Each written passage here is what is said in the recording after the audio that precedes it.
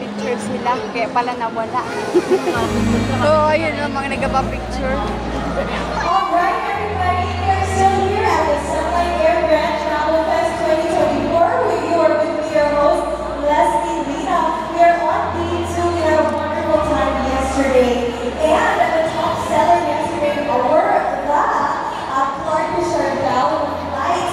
Again, they are as low as 5 pesos. So come on over, walk-ins are very much allowed.